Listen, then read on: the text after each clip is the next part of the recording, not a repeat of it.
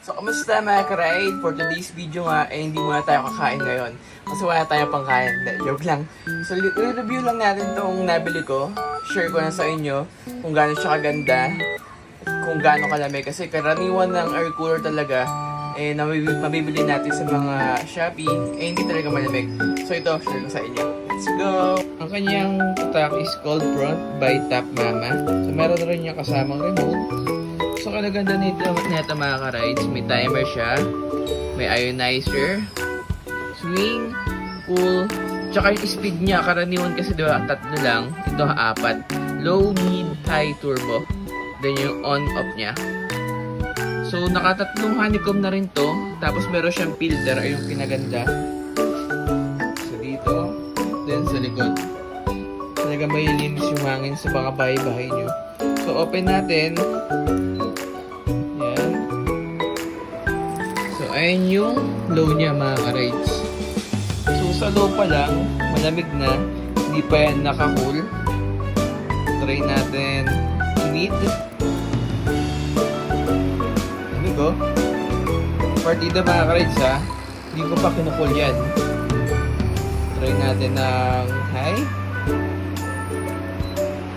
Ooh, grabe. So kahit malayo mga ka-rides, talagang aabutin kayo nito. Ano go? So try naman natin yung turbo. Oh, sarap. So ayun siya mga ka-rides. So if ever naman na-adjust naman to, yan, kung sino baba, yan. Gusto nyo naman baba, yung isa, nakataas naman to. Diba? Pwede yan. Pwede mag-adjust. Then, meron tong swing. Kaso yung swing niya, pag ganun lang. Yung natural na swing lang. Swing natin. Yan. Makikita nyo gumaganon siya. Sa kabilaan yan. Kinaganda din nito mga ka-rides. Up to 30 square meter na rin yung kaya niyang palamigin. So, try naman natin siyang i-cool. No?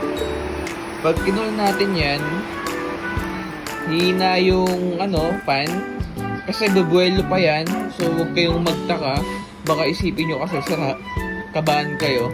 So antayin nyo lang yan, kasi bigla siyang lalakas. Nabubuelo lang siya, kasi syempre bigla, kinul natin siya ng naka-turbo. So kanaganda din nito, malaki yung kanyang ice compartment. Ng ice compartment niya. Tapos, pwede rin kayo maglagay ng tubig dito. So, hassle-free. Ibig sa baba pa kayo maglalagay. Dito na lang. Ayun mga ka-rides, lumakas na ako, napansin nyo. So, naka-cool na yan. Lamig. Natin. Sobrang lamig niya mga ka-rides. Di ako nagbibiro, no? Baka sabihin nyo, ini-scam ko lang kayo. Sobrang lakas pa na ganyan. So, try naman natin kung may yellow, no? Lagyan natin ng yellow sa likod. So, nilagyan ko siya ng 4 na tube ice. Nilaki ng tube ice ko, no? Shopee lang yan. Ayan. Tapos lang sa Gucci, oh. Ayan, try natin kung gano'n siya kalamig. Oh! Sobrang lamig niya mga ka-rides. Ako na nagsasabi sa inyo, talagang sulit yung pera nyo dito. Grabe, oh. Lamig. So kahit nasa malayo ka, talagang aabutin kayo dito. Talagang mahanginan kayo, malalamigan kayo. Advantage din nito mga ka-rides, madali na siyang linisin. Hindi katulad ng ibang air cooler, mahirap linisin yung filter. Yan. So malamig siya mga ka-rides.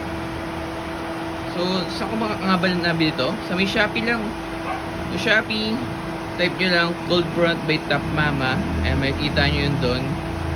I think nasa 8K ko siya nabili. Pero sobrang sulit. Kaysa bibili kayo ng mga tag 2K, tapos di naman malamig, sayang lang yung pera nyo. So, I suggest ito. Okay na okay to. Solid na solid. Gusto nyo malamigan ngayong tag-init? Bumili na rin kayo na ito. Pwede nyo punuin yung yelo yan. Gusto nyo talaga yung sobrang lang. So hanggang dito muna nga yung review natin mga ka-rides. Kung may mga request lang kayo kung paano buksan or paano linisin yung filter, comment lang kayo. Try kong gawin. Bye-bye!